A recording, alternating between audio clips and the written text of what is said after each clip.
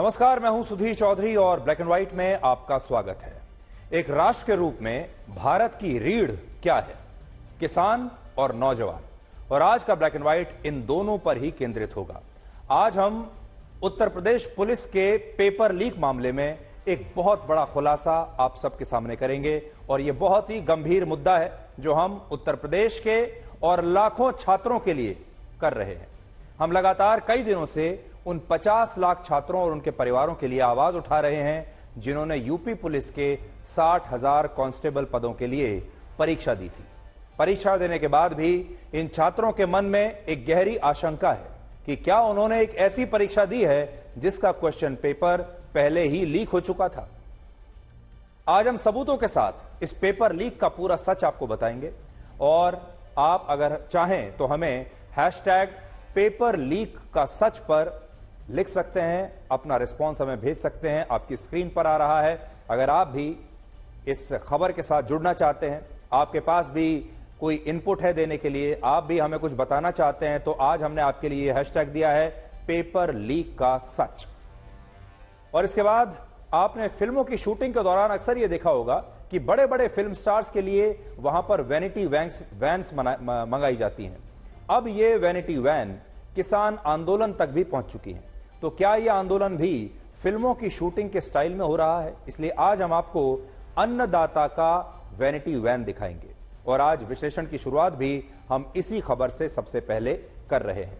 तो सबसे पहले हम आपको अन्नदाता शब्द का असली मतलब आज बताना चाहते हैं, क्योंकि एक ऐसा शब्द है जिसे सुनते ही हमारे दिमाग में एक ऐसे किसान की छवि बनती है जो इस देश के लोगों का पेट भरने के लिए कड़े संघर्षों में अपना जीवन बिता देता है और उसके साथ ना तो बाजार न्याय कर पाता है और ना ही सरकारें न्याय कर पाती हैं। और लोगों के दिमाग में अन्नदाताओं की एक ऐसी छवि होती है जैसी किसानों की इन तस्वीरों में आपको दिखाई दे रही है। एक बड़ी बात यह है कि इस छवि को गढ़ने में हमारे देश की फिल्मों ने भी एक बहुत बड़ी भूमिका निभाई है। जैसे मदर इंडिया, 2 बीघा जमीन, नया दौर, उपकार, मेरा गांव मेरा देश और मंथन जैसी फिल्मों की वजह से ही हमारे देश में अन्नदाता की एक ऐसी छवि जिसमें हम सभी किसानों को बहुत सहानुभूति से देखते हैं वैसी बनाई गई है और सहानुभूति से हमें देखना भी चाहिए।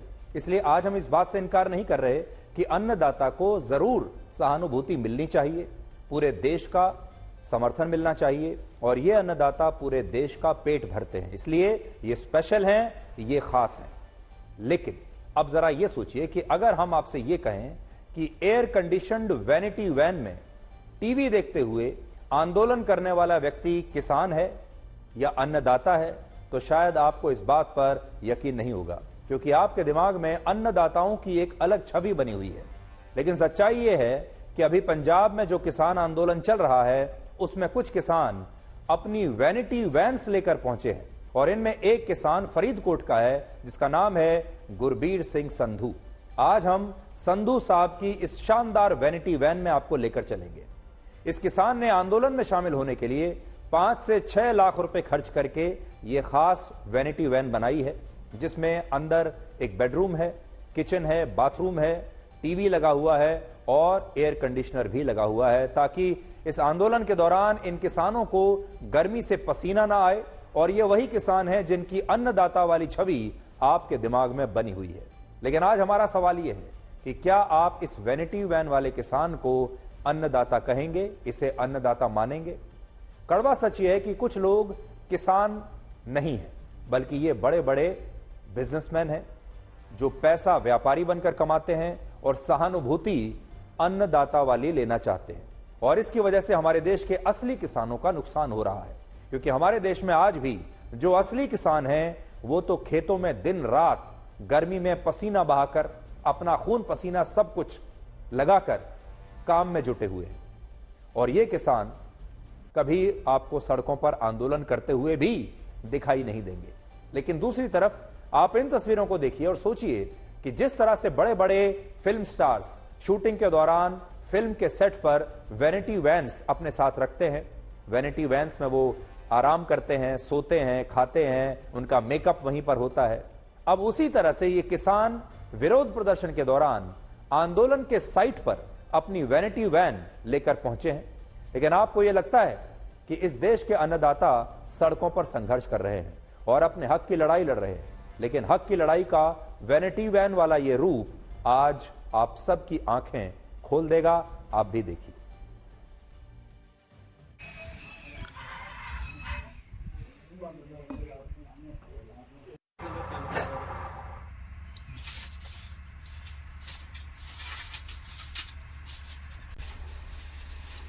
ये जब पहले किसानी आंदोलन हुआ था 21 में, तब बनाई थी।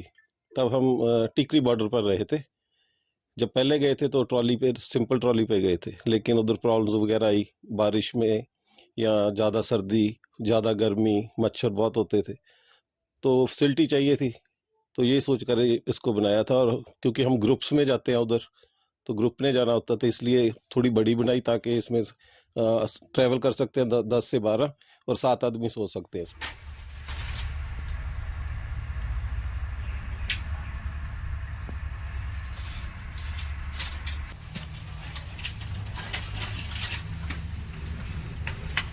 चक्कर यह है कि अब अगर सरकार सुधर जाए तो हमें ये करना ना पड़े।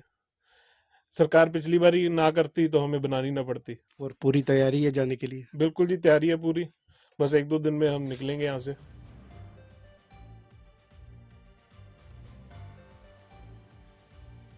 हमारे देश में नेताओं ने चुनाव में वोटों के लिए किसानों को अन्नदाता कहकर इस शब्द को बड़ा रोमांटिसाइज किया है और इसी राजनीति की वजह से हमारे देश में किसानी और खेती को कभी भी एक प्रोफेशन की तरह, एक पेशे की तरह ट्रीट नहीं किया गया, जबकि दूसरे देशों में कृषि को और खेती को बाकी के प्रोफेशंस की तरह ही एक प्रोफेशन माना गया, एक पेशा माना गया और इन्हें प्रोफेशनल माना गया और बाजार में किसानों की भूमिका को बहुत मजबूत किया गया।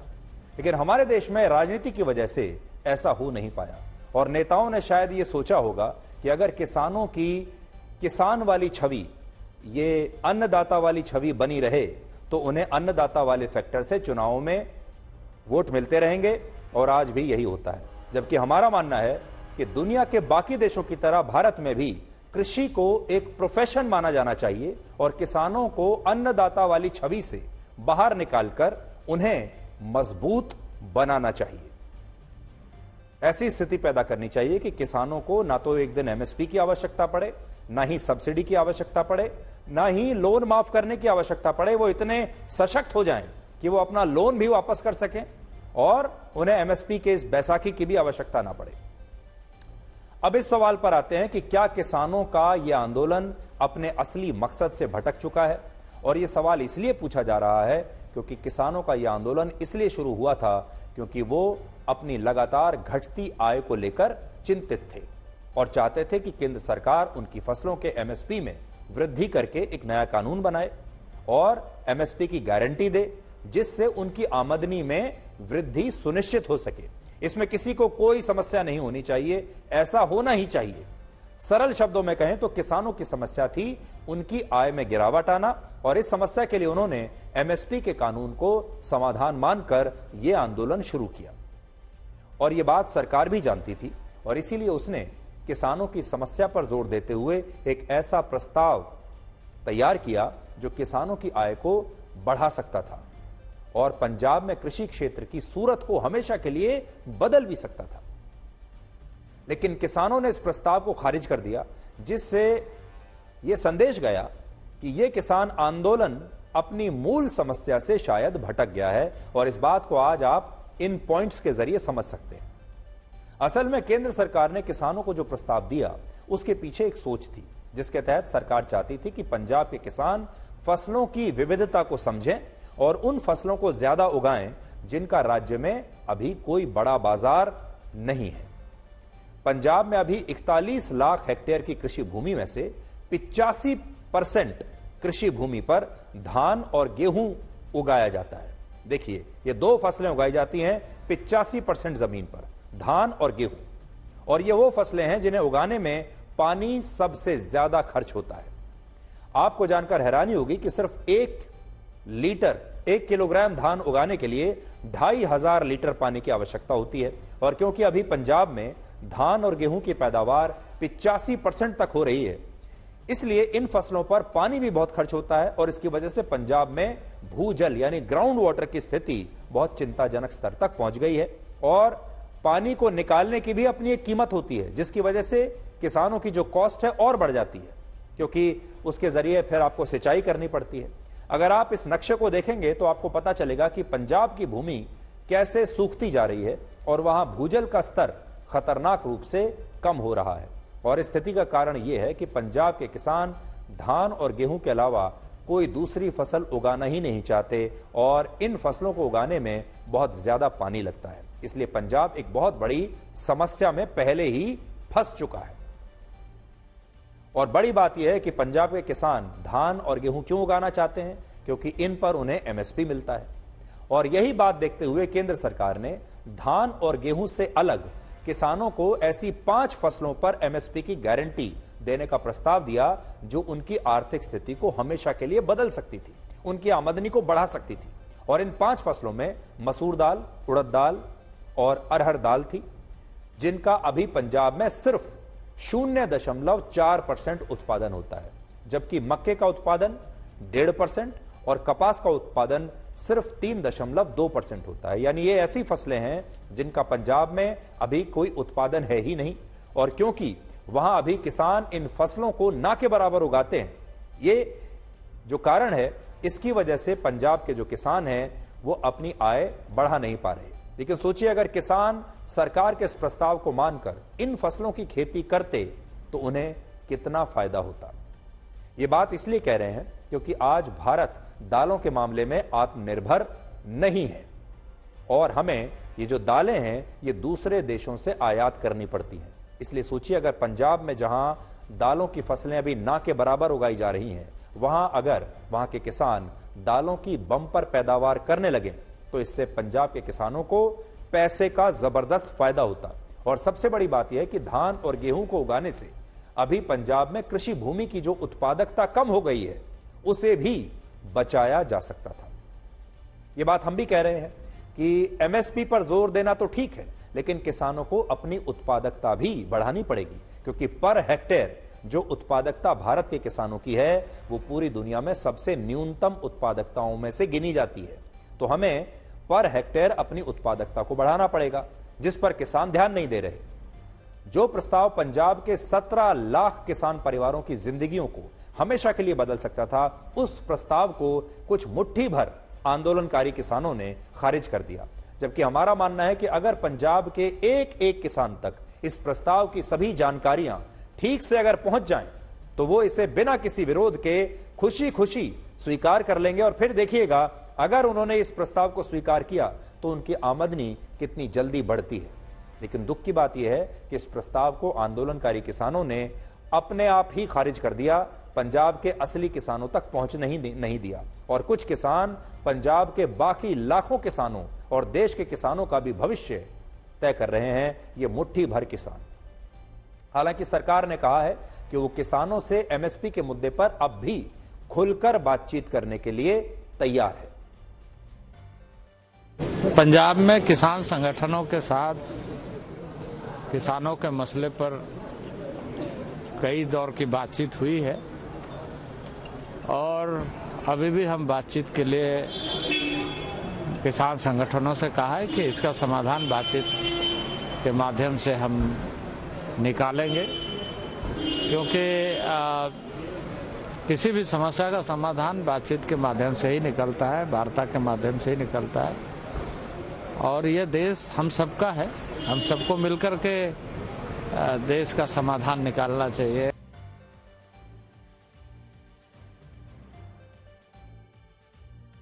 और अब हम उस खबर का विश्लेषण करेंगे जिसका आप सबको बहुत बेसब्री से इंतजार है। और हम जानते हैं कि इस समय लाखों छात्र हमें देख रहे हैं, लाखों छात्र और उनके परिवार इस समय आज तक देख रहे हैं और ब्लैक एंड व्हाइट देख रहे हैं। और वो सब ये जानना चाहते हैं कि उत्तर प्रदेश पुलिस में कांस्टेबल्स की भर्ती के लिए 17 और 18 फरवरी को जो प्रवेश परीक्षा हुई थी, उस परीक्षा का क्वेश्चन पेपर लीक हुआ था या नहीं हुआ था। और आज हम इस मुद्दे पर एक बहुत बड़ा खुलासा करने वाले हैं।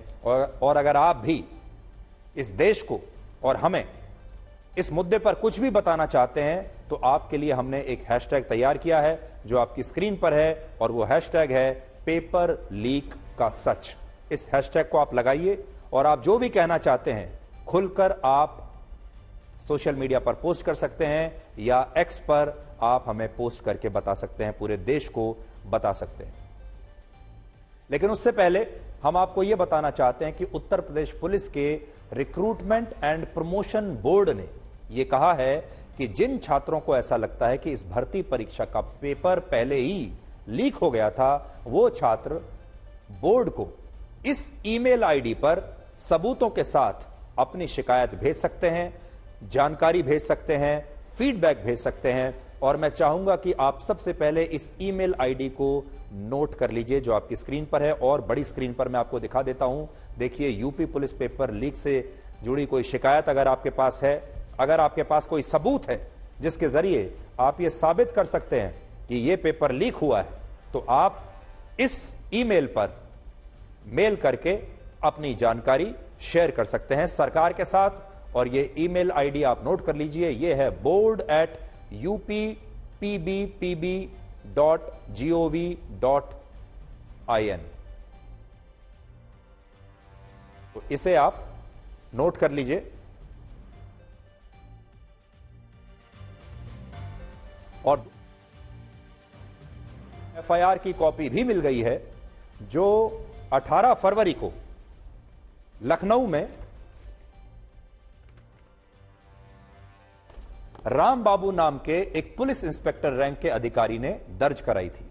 और इस एफआईआर में भी यही लिखा है कि 18 फरवरी को दूसरी सिटिंग में जो परीक्षा हुई थी, उस परीक्षा की हाथ से लिखी हुई एक आंसर शीट छात्रों के पास थी, जिससे ऐसा लगता है कि इस परीक्षा का क्वेश्चन पेपर लीक हो चुका था। और इस एफआईआर में यह भी लिखा है कि उस दिन सत्य अमन कुमार नाम के एक छात्र को नकल करते हुए पकड़ा गया था, जिसके पास से ऐसे पर्चे मिले थे जिनमें परीक्षा में आने वाले सवालों के जवाब हाथ से पहले ही लिखे हुए थे। अब मैं आपको इस एफआईआर के कुछ अंश पढ़कर बताना चाहता हूं, जिससे जो लाखों छात्र हैं उन्हें यह समझ में आएगा कि इस मामले पर एक एफआईआर पहले ही दर्ज हो चुकी है। और यह एफआईआर दर्ज हुई है 18/2/2024 को, यानी जिस दिन यह इम्तिहान हुआ है उसी दिन 4:55 पर यह एफआईआर दर्ज की गई है। इसकी एक कॉपी मेरे पास है। और शिकायतकर्ता हैं श्री राम बाबू सिंह, जो कि इंस्पेक्टर के पद पर हैं। और देखिए वो क्या लिखते हैं इस एफआईआर में। मैं निरीक्षक राम बाबू सिंह, थाना मोहनलालगंज, जनपद लखनऊ, उत्तर प्रदेश पुलिस भर्ती एवं प्रोन्नति बोर्ड लखनऊ के परीक्षा केंद्र city modern academy Ali Nagar duty में द्वितीय पाली में मौजूद था। और फिर वो आगे लिखते हैं कि समय 4:55 पर कक्ष निरीक्षक वंदना कनौजिया और विश्वनाथ सिंह ने आकर बताया कि परीक्षा दे रहे परीक्षार्थी सत्य अमन कुमार, रोल नंबर उनका लिखा हुआ है, अवैध साधन पर्ची से नकल करते हुए ओएमआर शीट भरता हुआ पाया गया। इसमें यह लिखा हुआ है। और फिर देखिए आगे क्या लिखा है। जब इन्होंने उस छात्र से पूछताछ की, कड़ाई से पूछने पर बताया गया कि मेरे मित्र नीरज, जिनका मोबाइल नंबर यह है, उसने कहा था कि मैं प्रश्न पत्र हल सहित उपलब्ध करा दूंगा, जिससे तुम्हारी नौकरी लग जाएगी, तब मुझे पैसा देना। आज मेरी परीक्षा थी। समय 12:56 के आसपास नीरज ने अपने मोबाइल नंबर इतने से हाथ से लिखा हुआ पेपर, जिसमें सही उत्तर में टिक लगा हुआ है, वो व्हाट्सएप के जरिए मुझे भेजा था। इस प्रकार हस्तलिखित प्रश्न पत्र जो परीक्षार्थी के मोबाइल पर आया है, उसका मिलान मूल परीक्षार्थी की प्रश्न पुस्तिका से मिलान किया गया, तो प्रश्न संख्या अलग अलग है, लेकिन प्रश्न सभी मैच कर रहे हैं। और इस प्रकार सुनियोजित तरीके से प्रश्न लीक किया गया, जो कि अपराध की श्रेणी में आता है। देखिए इसमें साफ साफ ये बात लिखी हुई है, आप देख सकते हैं।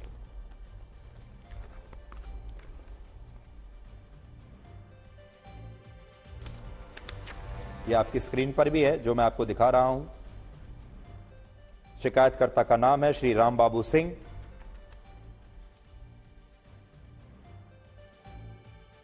यह परीक्षा 17 और 18 फरवरी को 4 अलग अलग सिटिंग्स में हुई थी, जिनमें सबसे पहली परीक्षा 17 फरवरी को सुबह 10 बजे से दोपहर 12 बजे तक हुई।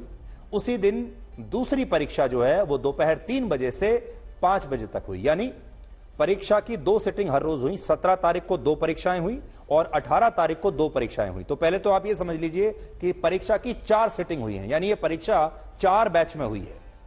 2 दिन 17 तारीख को 2 बार सुबह और शाम, और 2 बार 18 तारीख को, और इसी तरह 18 फरवरी को भी 2 सिटिंग में यह परीक्षा हुई, जिसमें अनुमान है कि 45 लाख से ज्यादा छात्र शामिल हुए और यह एशिया में पुलिस भर्ती की सबसे बड़ी परीक्षा थी, पूरे एशिया में। लेकिन इसी के बाद इस परीक्षा का क्वेश्चन पेपर लीक होने का दावा किया गया, और इस दावे के साथ जिस टेलीग्राम अकाउंट का स्क्रीनशॉट छात्रों ने शेयर किया सबसे पहले, वो स्क्रीनशॉट भी आपकी टीवी स्क्रीन पर है, ये आप यहां देख सकते हैं। इस टेलीग्राम अकाउंट का नाम है अरुण सर रीजनिंग, और इसी अकाउंट पर 18 फरवरी को सुबह 9:16 पर क्वेश्चन पेपर लीक होने का दावा किया गया था। स्क्रीनशॉट में साथ साथ आपको दिखाता जा रहा हूं, और यह स्क्रीनशॉट अभी भी वायरल है सोशल मीडिया पर, इंटरनेट पर। लेकिन क्या आप जानते हैं कि यह अरुण सर कौन है और यह किसका टेलीग्राम अकाउंट है? अरुण सर रीजनिंग के नाम से ये हैं अरुण कुमार, जो आज इस समय मेरे साथ स्टूडियो में मौजूद होंगे और आज वही आपको पेपर लीक की सारी सच्चाई आपको बताएंगे। अरुण जी आइए आप। अरुण सर इस समय हमारे साथ मौजूद हैं, और जो टेलीग्राम का स्क्रीनशॉट मैंने आपको दिखाया वो इन्हीं के टेलीग्राम का स्क्रीनशॉट था। हालांकि इससे पहले हम आपको यह बात स्पष्ट करना चाहते हैं कि हम अभी भी ऐसा बिल्कुल नहीं कह रहे कि यह पेपर लीक हुआ था या नहीं हुआ था। एफआईआर हुई है, इस एफआईआर में यह लिखा है कि यह पेपर लीक हुआ है एफआईआर के मुताबिक ही, और इस पेपर की जो आंसर शीट थी वो छात्रों को मोबाइल फोन पर भेजी गई है, जिसमें सारे सवालों के जवाब लिखे हुए थे। लेकिन फिर भी ये जांच का विषय है, और आज ये जो कार्यक्रम हम कर रहे हैं और ये सारे सबूत जो आपके सामने लेकर आए हैं, हमारी मंशा छात्रों की मदद करने की है। हमारी मंशा ये है कि सरकार से जो भी जो कमेटी है जो इस मामले की जांच कर रही है, उसकी हम मदद कर सकें, ये हमारी मंशा है। हम सिर्फ आपको यह बताना चाहते हैं कि पेपर लीक का दावा क्यों हो रहा है, ये कहां से शुरू हुआ, इसके पीछे कौन कौन से सबूत आज हैं जिन्हें देखा जाना चाहिए, और जिस टेलीग्राम अकाउंट के स्क्रीनशॉट से क्वेश्चन पेपर लीक होने की खबर फैली, उस टेलीग्राम अकाउंट के एडमिन अरुण कुमार इस मामले में क्या बातें जानते हैं, ऐसे कौन से सबूत उनके पास मौजूद हैं। इसीलिए हमने अरुण जी को आज अपने साथ यहां स्टूडियो में रखा है। अब मैं अरुण जी से बात शुरू करता हूं। अरुण जी, आपका स्वागत है, और मुझे ऐसा लगता है कि इस समय लाखों छात्र आपको देख रहे होंगे, आपको सुन रहे होंगे, और आप यहां कैमरे की तरफ उन लाखों छात्रों से बात भी कर सकते हैं और उन्हें बता भी सकते हैं। तो आप सबसे पहले तो ये बताइए कि आप क्या करते हैं, ये टेलीग्राम अकाउंट क्या आप ही का है जिसका स्क्रीनशॉट दिखाकर बहुत सारे छात्र पेपर लीक होने का आरोप लगा रहे हैं? सर नमस्कार। सबसे पहले तो मैं आज तक की टीम और सुधीर सर आपका दिल से धन्यवाद करूंगा, क्योंकि आपने उन लाखों छात्रों के दर्द को समझा और हमें अपनी बात रखने का अवसर यहां पे दिया।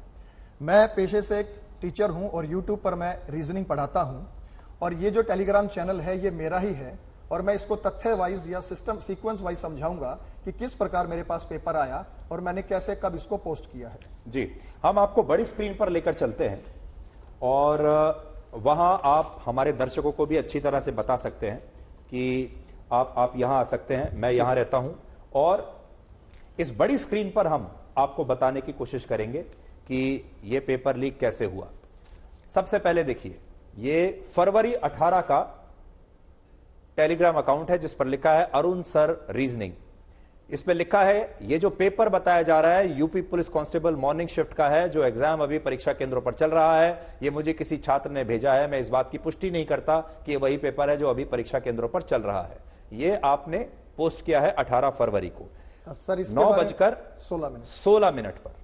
तो आप ये कह रहे हैं कि 9:16 पर आपको ये जो आपने यहां पर लगाया है प्रश्न पत्र, ये आपको मिल गया था? हाँ सर, मैं इसके बारे में विस्तार से बताऊंगा। ये टेलीग्राम चैनल मेरा ही है और फरवरी 18 को 8:57 पर मेरे पास एक छात्र का जो है PDF आया और उसने कहा कि ये सर पेपर वही है जो अभी मॉर्निंग शिफ्ट में 18 की सुबह को चल रहा है। तो इसलिए मैंने यहां पे दावा भी किया था कि मैं इस बात की पुष्टि नहीं करता, इस बात का सच तो पेपर होने के बाद ही पता लगेगा, लेकिन संयोग से ये क्वेश्चन पेपर मॉर्निंग शिफ्ट का नहीं था। इसलिए मॉर्निंग शिफ्ट में जो पेपर शुरू हुआ था कितने बजे शुरू हुआ था? सर वो 10 से 12 वो 10 से 12 10 बजे पेपर शुरू होने वाला है और आपके पास 9:15 बजे उसका जो आंसर शीट है वो आ जाती है। एक बार मैं आपको वापस दोबारा पहले वाले उस पर हम लेकर जाना चाहेंगे आपको। ये देखिए 10 बजे पेपर शुरू होने वाला है और आप 9:16 पर ये कह रहे हैं कि मेरे पास आंसर शीट आ गई। अभी इसमें मेन बात क्या है सर, ये पेपर मॉर्निंग शिफ्ट में नहीं मिला, इसलिए मैंने डाल भी दिया कि बेफिक्र रहिए। 45 मिनट पहले आपको भी कैसे पता होगा कि ये वही पेपर है या नहीं है? लेकिन ये पेपर हूबहू उसी दिन शाम को आया 3 से 5 वाली शिफ्ट में, यानी पेपर जो आया है ये 3 से 5 वाली शिफ्ट का है। तो समझने वाली बात यह है कि ये जो इनके पास पेपर आया है 9:15 बजे सुबह, ये शाम को जो पेपर होने वाला था, कितने बजे होता है वो पेपर? 3 से 5 की शिफ्ट। 3 से 5, वो 3 बजे वाला जो क्वेश्चन पेपर था, ये वो पेपर था जो इन्हें 9:15 बजे मिला। जी, उसके बाद क्या हुआ? ये जो मुझे पेपर बेसिकली मिला था, अगली स्लाइड लगाइएगा एक बार। ये जो पेपर मुझे मिला था, मुझे एक छात्र ने भेजा था और ये उस छात्र ने मुझे संडे यानी रविवार को 18 तारीख को ही मुझे भेज दिया था और ये मुझे 8:57 पर प्राप्त हुआ था।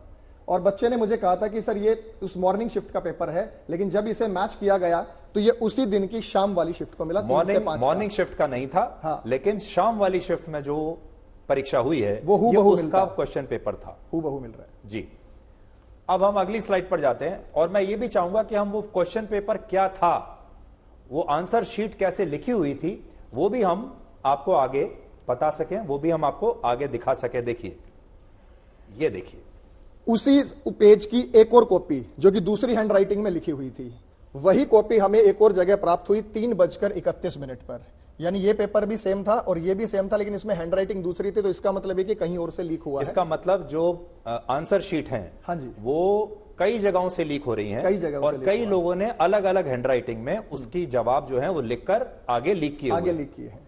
अच्छा जी, तो और देखिए लिख रहे हैं इसमें कि काफी लड़के इसे शेयर कर रहे हैं, बोल रहे हैं आने वाली शिफ्ट का ये क्वेश्चन पेपर है, ये आप देखिए। और ये 6:55 पर सर मैसेज आ गया कि ये पेपर मैच है। हाँ, और 6:55 पर ये मैसेज आता है कि सर ये पेपर मैच है। अब हम अगली स्लाइड पर चलते हैं। देखिए आगे और क्या है आपके लिए, ये देखिए। अब ये हमारे पास सर क्वेश्चन और आंसर सबसे जो महत्वपूर्ण बात है जो छात्रों को देखनी चाहिए और जो लोग जांच कर रहे हैं सरकार की तरफ से, जो कमेटी बनी हुई है उसे भी जो देखना चाहिए ध्यान से, वो सबसे महत्वपूर्ण सबूत ये है। अरुण जी अब बताइए। सर ये देखिए पेपर कितने सुकून से, कितने आराम से लिखा गया है। इसमें 2 इंक का इस्तेमाल किया है, रेड में आंसर्स लिखे गए हैं और ब्लैक में यहाँ पे क्वेश्चन लिखे गए हैं। इसका मतलब जिसने भी ये पेपर आउट किया था उसके पास भरपूर समय था, कोई जल्दबाजी नहीं, क्योंकि अमूमन जब पेपर आउट होता है तो उसमें हिंट लिखे जाते हैं। यहां क्वेश्चन लिखा है और उसके साथ आंसर। अब मैं आंसर मैच कराता हूं सर। मान लीजिए कि हमारे पास ये सवाल था, वेन डायग्राम से सवाल एक संबंध रखता था। हाँ। कि इसमें आंसर क्या बनेगा, तो ये 4 ऑप्शंस आपको यहां पे दिखाई दे रहे हैं। इन 4 ऑप्शंस का जो इन्होंने आंसर लिखा है वो लिखा है C+A+B। C+A+B का अर्थ यह है कि ये इस प्रश्न का सही उत्तर था, C, A और B। ये जो ऑप्शन यहां दिया है C+A+B, वो यहां पर आपको दिखाई दे रहा है। तो इसका मतलब जो आंसर, पहली बात तो यह कि आंसर शीट में जो सवाल दिया गया है वो क्वेश्चन पेपर में है और जो जवाब दिया गया है उसका वो भी बिल्कुल सही जवाब है। इसमें सीक्वेंस इसलिए नहीं मैच हो रहा क्योंकि हर पाली में 4 शिफ्ट होती हैं, चारों शिफ्ट में क्वेश्चन सेम होते हैं लेकिन उनका सीक्वेंस अलग अलग होता है। जी, अब आप दूसरे प्रश्न पर आइए। ये एक मैथमेटिकल ऑपरेशन का प्रश्न है और इसके 4 विकल्प है। सॉल्व करने के बाद 20, ये आ गया 70 है, 62 है, 57 है, 38 है। इसका उत्तर आपको यहां दिखाई देगा, ये रहा 70 इन्होंने लिख रखा है। इस प्रश्न का सोल्यूशन ये रहा 70 जी, इसी शीट के अंदर। जी, आगे और भी सवाल आप मैच करते हैं सर, जैसे आकृति का है, इसमें प्रश्न होता है कि कौन सी आकृति है। इसमें आपको यहां पे मिरर इमेज की बात करते हैं इसकी, तो मिरर इमेज की जो आकृति है वो आकृति वाला सवाल यहां पे दिया गया है। आकृति एक्स की सही जगह ये रहा, ये आकृति एक्स के लिए यहां पे लिखा गया है। ये आकृति वाले सवाल का उत्तर था। और उसके बाद वर्ड फॉर्मेशन से क्वेश्चन आया था हमारा रीजनिंग में ये एनवायरमेंट शब्द से इस लेटर का इस्तेमाल करते हुए कौन सा शब्द बनाया जा सकता है, और वहां पर जो इसका उत्तर है आप ऑप्शन में देखेंगे सर, क्लियरली लिखा हुआ है IMINENT, EMINENT, जो ये कि जो आपका सी, जो ऑप्शन सी है, सी ऑप्शन वो है इमिनेंट। इन्होंने फिर इस वेन डायग्राम के क्वेश्चन को भी दिया। ये जो वेन डायग्राम का क्वेश्चन आप यहां पे देख पा रहे थे, तो इन्होंने इसे लिखा 3 जीरो है, 3 सर्कल बना के इन्होंने इस चीज को रिप्रेजेंट किया। 3 जीरो का मतलब ये सर बेसिकली बॉयज एथलीट्स और स्टूडेंट्स का जो डायग्राम बनना था, तो उन्होंने सही तरीके से तो इसे नहीं रखा, लेकिन ये कंफर्म है कि ये इसी प्रश्न का आंसर था, लेकिन यहां पे इन्होंने ऑप्शन के साथ मैच कर दिया 31 और 3 जीरो दिए गए हैं जी। अब हम अगले उस पर चलते हैं, एक और स्लाइड सर, इसमें एक और स्लाइड आपको दिखाते हैं, जिससे आपको ये साबित हो जाएगा कि ये पेपर पहले बाहर कैसे आ गया। ये भी शायद अभी वही स्लाइड गलती से लग गया है। अब देखिए ये स्लाइड देखते हैं, ये सर जीके का सेक्शन है उसी का। हाँ, अब आप ही देखिए सर, आपको वहां पे आंसर दिख जाएगा। मोहम्मद शमी, देखिए सर ऊपर पूरा क्वेश्चन लिखा हुआ है और मोहम्मद शमी देखिए इसका मैं पढ़कर उत्तर है। बताता हूं। सवाल है, निम्न में से किस क्रिकेटर खेले उत्कृष्ट प्रदर्शन के लिए 2023 में अर्जुन पुरस्कार जीता? किस क्रिकेटर ने अर्जुन पुरस्कार जीता? जवाब देखिए लाल रंग से लिखा हुआ है, मोहम्मद शमी। और इसी सेम लैंग्वेज में सर आपको इसका ये क्वेश्चन ये पढ़िए और ये उत्तर भी देखिए ये असली क्वेश्चन पेपर है। इसमें क्या लिखा है देखिए, निम्नलिखित में से किस क्रिकेटर ने खेलों में उत्कृष्ट प्रदर्शन के लिए वर्ष 2023 का अर्जुन पुरस्कार जीता? और फिर ये ऑप्शंस हैं, और उस ऑप्शन में ऑप्शन ए है मोहम्मद शमी, और यहां भी मोहम्मद शमी ही सही जवाब लिखा हुआ है हाथ से। अच्छा, दूसरा सवाल है सर, म्यांमार की मुद्रा क्या है?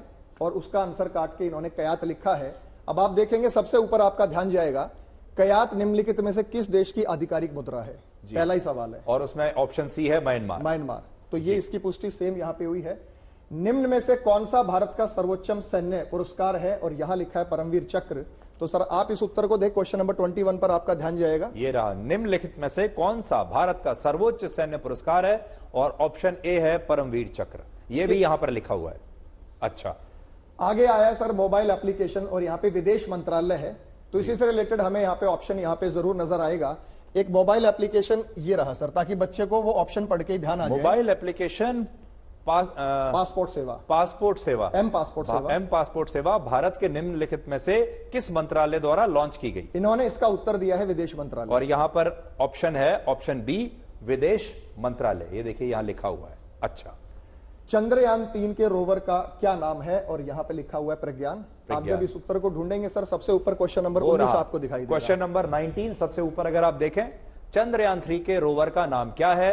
और ऑप्शन सी है प्रज्ञान, और वहां पर भी सही जवाब लिखा हुआ है जी। और एक सर है, हाल ही में प्रधानमंत्री उत्तर प्रदेश निम्नलिखित में से सूर्योदय मंदिर का उद्घाटन कहां किए? वाराणसी। अब वहां पे आपको एक प्रश्न दिखाई देगा सर, ये रहा ऊपर क्वेश्चन नंबर 20। क्वेश्चन, हाल ही में प्रधानमंत्री ने उत्तर प्रदेश में निम्नलिखित में से किस स्थान पर सर्ववेद महामंदिर का उद्घाटन किया है? और ऑप्शन ए में सही जवाब है, वो है वाराणसी जी।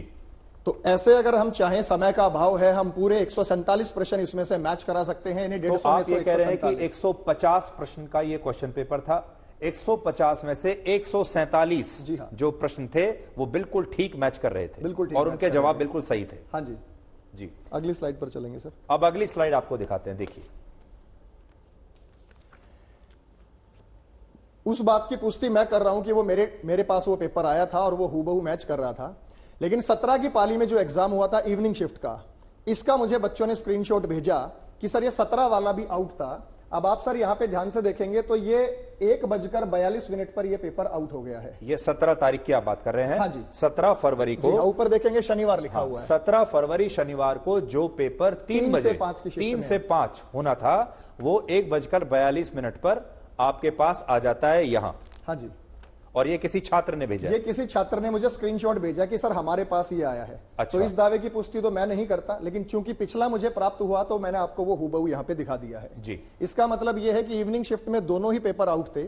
और सुधीर सर मैं तो ये कहूंगा कि जब दोनों ही शिफ्ट आउट थी तो इसमें पूर्व संभावना है कि सुबह की शिफ्ट भी आउट हुई होगी। वो बड़े पैमाने पर नहीं हुई, वो बात अलग है, लेकिन ये बड़े पैमाने पर है। तो इसका साक्ष्य देने के लिए मेरे पास हजारों छात्रों के मैसेज हैं व्हाट्सएप पर, और कमेंट्स भी आए हुए हैं यूट्यूब पर जी। नेक्स्ट स्लाइड आइएगा एक बार।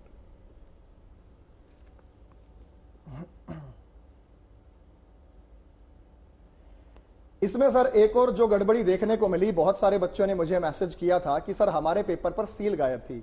जब भी कोई प्रश्न पत्र मिलता है तो उसके बीच में यहाँ पर सील लगी होती है। हाँ। तो बहुत सारे क्वेश्चंस में वो सील भी गायब थी। अब हम ये नहीं कहते कि वो लीक पेपर ही होंगे, हो सकता है कि पीछे से कोई डिफेक्ट उसमें आया हो, लेकिन काफी छात्रों की शिकायत थी क्वेश्चन पेपर के उनके सील मिसिंग थी जी। तो उसी से रिलेटेड मैंने क्वेरी यहाँ पे आपको दिखाई है तो कि बड़ी संख्या में ये छात्र आपको बता रहे हैं कि सील नहीं थी, क्वेश्चन पेपर पे सील नहीं थी, सील गायब थी। या तो उनको पहले ही छेड़खानी उसमें की गई होगी जी। अगली स्लाइड।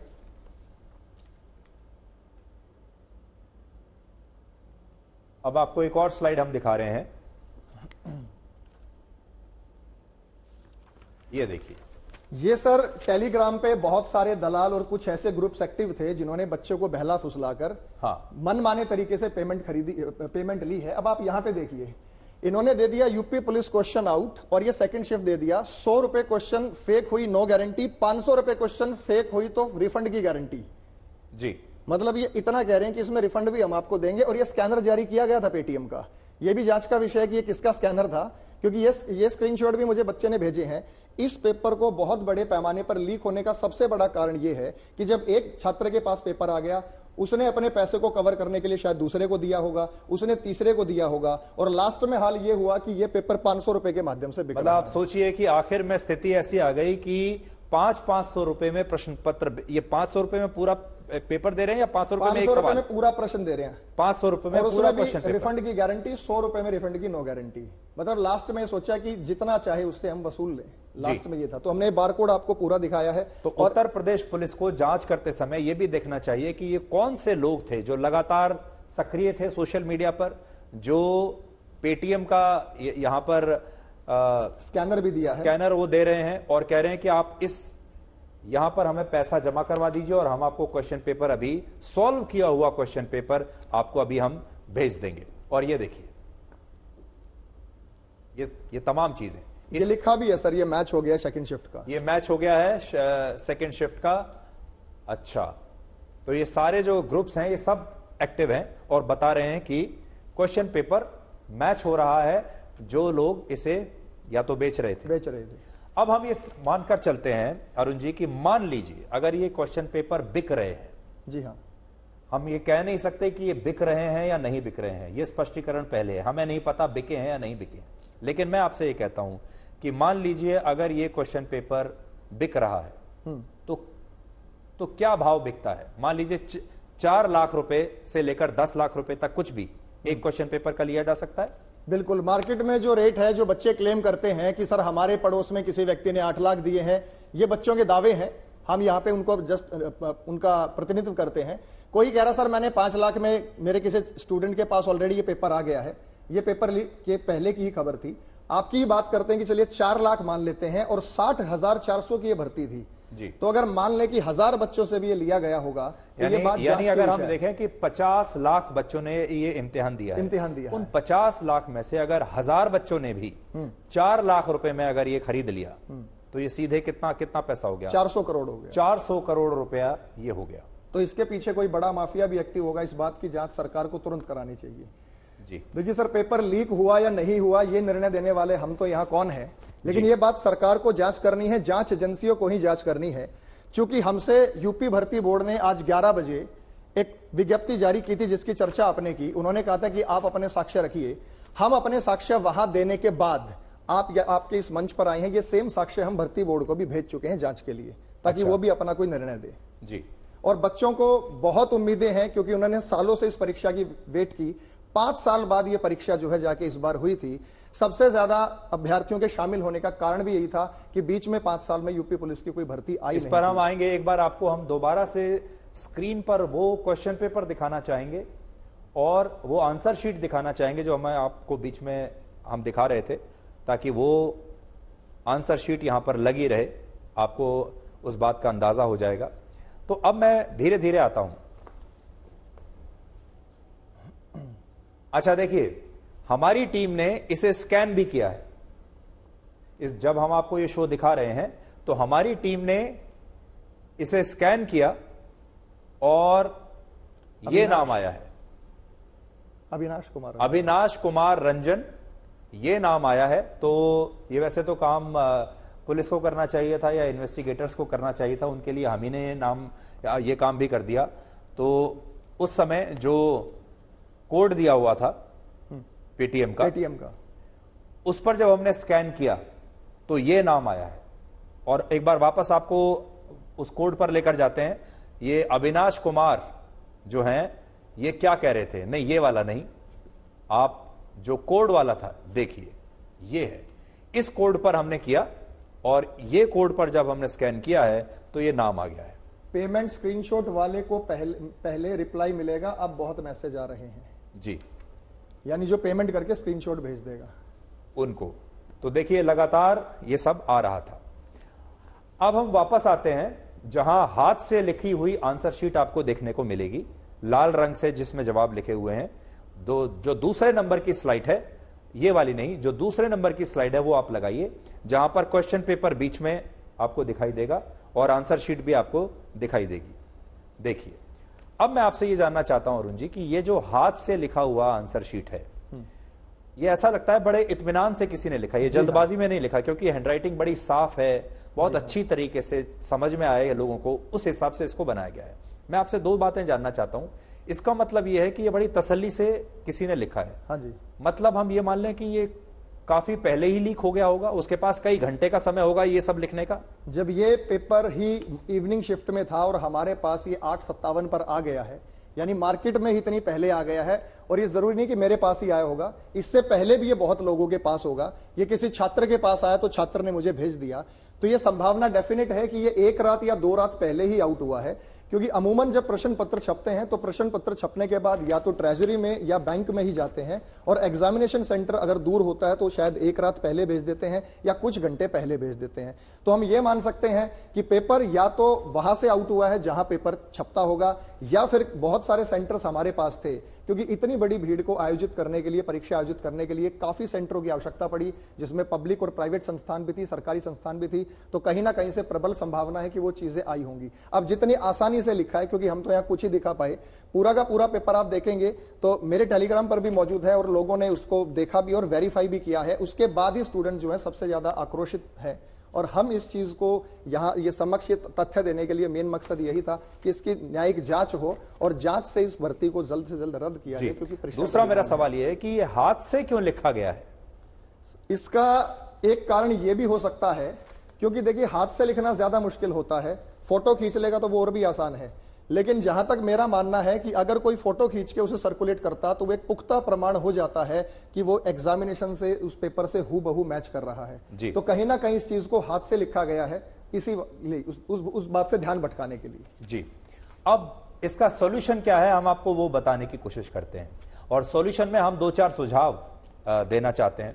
एक सुझाव तो पहला ये है, जो कि हम लगातार ये कह रहे हैं कि जांच तो इसकी होनी ही चाहिए। जांच होने के बाद जो लाखों ऐसे बच्चे हैं जो आज भी सो नहीं पा रहे हैं ठीक से, जो असमंजस में हैं, जिन्हें यह आशंका है कि उन्होंने सही इम्तिहान दिया भी है या नहीं दिया और आगे क्या होगा, अब आगे क्या होना चाहिए। एक बड़ा सुझाव यह हो सकता है कि इस पूरे इम्तिहान को, इस परीक्षा को दोबारा से कराया जाना चाहिए, यानी यह परीक्षा दोबारा होनी चाहिए। तभी ये जो शंका है लाखों छात्रों के मन में, यह शंका तभी जाएगी जब ये दोबारा से ये किया जाए। दूसरा जो आप हमें बता रहे थे, और क्या सुझाव हो सकता है? सर देखिए, जैसे मैं हरियाणा सरकार में बताऊं तो सबसे पहला प्रदेश था सीईटी को लागू करने वाला, वहां भी बीजेपी की ही सरकार है। तो जब 50 लाख छात्र एक साथ पेपर देने के लिए जाएंगे तो ये बड़ी अव्यवस्था हो जाती है और इसमें कहीं ना कहीं लीकेज की 100% गुंजाइश होती ही होती है। तो इसका सीधा सीधा तरीका यह है कि कॉमन एलिजिबिलिटी टेस्ट जो कि हरियाणा में किया गया था और उसी बेस पर आगे की भर्ती प्रक्रिया को लागू किया, तो उसमें काफी बच्चे उसी समय भर्ती से जो है आउट हो जाएंगे। मान लीजिए कि 40 लाख बच्चों ने सीटी दिया और उसमें से पास कर पाए केवल 3 लाख बच्चे। अगर हम वर्स्ट सिनेरियो में ये भी मान ले कि चलो सीईटी भी आउट हो गया था और उसमें भी 3 लाख बच्चे पास कर गए, तो उन बच्चों को दोबारा उस एग्जामिनेशन के प्रोसेस से गुजरना पड़ेगा और एग्जामिनेशन के प्रोसेस से गुजरकर एक फेयर सिलेक्शन भी हो जाएगा। हमारा मानना यह है कि अभी भी दिल्ली पुलिस की जब भर्ती हुई थी वो भी ऑनलाइन थी, तो इस भर्ती प्रक्रिया को अगर ऑनलाइन करें तो उसमें जो है लीकेज के चांसेस बिल्कुल कम हो जाते हैं। इतने बड़े पैमाने पर तो वो सर नहीं हो पाएगा, क्योंकि ये पेपर तो फोटो के साथ सर्कुलेट हो जाता है और जब ऑनलाइन एग्जाम होता है वहां मोबाइल ले जाने की अनुमति नहीं होती, वो स्क्रीन पर ही क्वेश्चन होते हैं, ना ही उसका क्वेश्चन पेपर मिलता है। तो ये हालांकि यूपी में यूपी पैट लागू है जी, प्री एलिजिबिलिटी टेस्ट लागू है, लेकिन अभी उसमें पुलिस की परीक्षा को शामिल नहीं किया गया। तो अगर उसमें पुलिस की परीक्षा को शामिल कर ले तो उसमें भी ये जो है लीकेज के चांसेस बिल्कुल कम हो जाएंगे। और एक सुझाव ये भी हो सकता है कि चाहे वो उत्तर प्रदेश की सरकार हो या किसी भी राज्य की सरकार हो, ये जो परीक्षाएं हैं नौकरियों की, भर्ती की, ये हर साल होनी चाहिए। देखिए इस बार 5 साल में ये परीक्षा हुई, जिसकी वजह से 50 लाख छात्रों ने ये 60,000 कांस्टेबल के पदों के लिए ये परीक्षा दी है। लेकिन अगर ये परीक्षा हर साल होती तो फिर शायद इतनी भीड़ ना होती। क्या मैं ठीक कह रहा हूं? बिल्कुल सही कह रहे हो सर, क्योंकि इस बार क्या हुआ है कि परीक्षा बहुत लंबे समय बाद आई है और परीक्षार्थी इस परीक्षा का बहुत लंबे समय से इंतजार कर रहे थे। 5 साल में अगर आप देखें ये हर साल हो जाती तो ये 50 लाख की जगह 10 लाख पर ये संख्या हो सकती थी और 10 लाख कैंडिडेट्स का एग्जामिनेशन कराना एक बड़ा चैलेंज नहीं होता। ये बहुत बड़ा चैलेंज था। मैं प्रशासन को यहाँ पे कोई चूक नहीं बता रहा, लेकिन सच्चाई ये थी कि हर एक सेंटर पे उन्होंने एसटीएफ को भी लगाया था। मैंने खुद सेंटर विजिट किए थे, 1-2 सेंटर पे मैं गया था, तो पुलिस का बहुत कड़ा पहरा था, पूरी सिक्योरिटी थी, जांच थी, लेकिन वहां सेंटर से ही आउट नहीं हुआ। ये पेपर पहले ही आउट हो चुका था, तो उस पर ध्यान देने की जरूरत है सरकार को कि कहां से ये पेपर जो है आउट हुआ है, क्योंकि बहुत सारे बच्चे इस पेपर से उम्मीद लगा के बैठे थे। सरकार में उनकी आस्था थी, खासकर योगी सरकार में। मेरे पास मैसेजेस भी आए थे कि सर ये सरकार जो है इस परीक्षा को जल्द ही रद्द कर देगी, लेकिन हमें भी अभी नहीं लगता कि सरकार की मंशा क्या है, वो क्या करेगी, लेकिन जल्द से जल्द जांच कमेटी का गठन करके इस परीक्षा को रद्द करा के जल्दी से इसका री एग्जाम भी कराएं। क्योंकि जो स्टूडेंट अगर 2 साल से तैयारी कर रहा था और अगर उसको लगेगा कि ऐसे बच्चों का सिलेक्शन हो गया जो पेपर आउट करा के सिलेक्टेड हो गए, तो वो डीमोटिवेटेड हो जाता है। दूसरी बड़ी बात यह है कि जिस उम्मीदवार ने ये लीक पेपर के जरिए ये इम्तिहान पास कर लिया और नौकरी ले ली और वो पुलिस कांस्टेबल बन गया, तो सोचिए जब वो पुलिस कांस्टेबल बनेगा तब वो कितनी बड़ी धोखाधड़ी करेगा, अगर ऐसी धोखाधड़ी करके वो नौकरी पा रहा है। जी हाँ, ये भी एक बहुत बड़ी सोचने वाली बात है। तो पहले ही जिस परीक्षा की शुरुआत अगर भ्रष्टाचार से हो जाए तो उसका भविष्य क्या होगा। और ये प्रदेश हमारा इतना बड़ा प्रदेश है जहां ये हमारी 1/3 1/4 जनसंख्या का प्रतिनिधित्व करता है, तो लोगों का विश्वास है और हम भी सरकार से यही गुजारिश करेंगे कि अगर आपको ये साक्ष्य लगते हैं तो आपको जरूर इस पेपर आपका यूट्यूब पर आप यूट्यूब पर अपने चैनल के जरिए ऐसे छात्रों की मदद करते हैं। जी हाँ, आपसे मैं ये जानना चाहता हूं कि इसकी जो एलिजिबिलिटी थी कांस्टेबल के पद की, ये क्या थी? मिनिमम एलिजिबिलिटी 12वीं पास। जी हाँ। और जो 50 लाख छात्र इसका इम्तिहान दे रहे हैं परीक्षा, हाँ जी, इसमें कितने पढ़े लिखे छात्र थे? सर इसमें जो है ग्रेजुएट भी थे और पोस्ट ग्रेजुएट भी थे। मतलब हमारे यहाँ पे जो है टीचिंग वाले बच्चे भी इसमें जो है भर्ती प्रक्रिया में शामिल, जिन्होंने बीएड कर रखी थी या जेबीटी कर रखी थी। तो ये संख्या इसलिए इतनी बड़ी ज्यादा है क्योंकि 12th एलिजिबिलिटी बहुत सारे लोगों के पास है।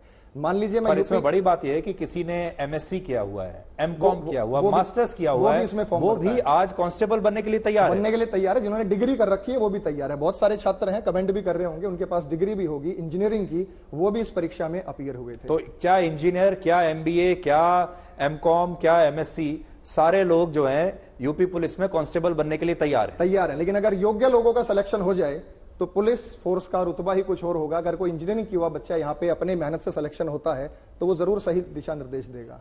आखिर में अरुण सर रीजनिंग, जो आपका ये टेलीग्राम है, जी हाँ, ये अरुण सर रीजनिंग के पास ही ये सारी जानकारी क्यों आ रही थी? और क्योंकि हर जगह आप ही का टेलीग्राम वायरल है, अरुण सर रीजनिंग, जी हाँ, जो आपका चैनल है टेलीग्राम का, ये जो, तो ऐसा आपको क्यों लगा? सर मेरा जो चैनल है वो काफी बड़ा चैनल है, लगभग उसमें 3.5 लाख सब्सक्राइबर हैं। तो जब मेरे पास पेपर आया तो हमारा दायित्व यह बनता था कि हम उसको एज ए प्रूफ उसे सोशल मीडिया पर पोस्ट कर दें, ताकि कल को हमारे पास भी दिखाने के लिए प्रूफ हो जाए कि जब ये पेपर चल रहा था तो हम इसको ऑलरेडी वहां पर पोस्ट कर चुके थे और इस परीक्षा को रद्द की जाए। हमारा मेन मकसद यही था। इस बात को मैंने साथ साथ अपने फेसबुक पर भी पोस्ट किया था उसी समय पर, ताकि हमारे पास कुछ साक्ष्य हो जाएं और ये हम भर्ती बोर्ड को या जांच कमेटियों को भेज दें।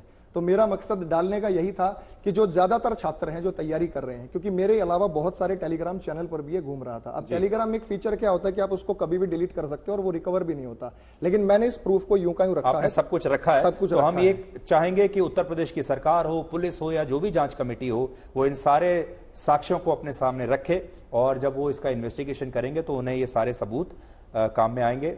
और जाने से पहले आपको ये भी बता दें कि ये जो पेपर लीक का सच हमने हैशटैग आज देश भर के छात्रों के लिए दिया था, इस समय ये नंबर 1 पर ट्रेंड कर रहा है।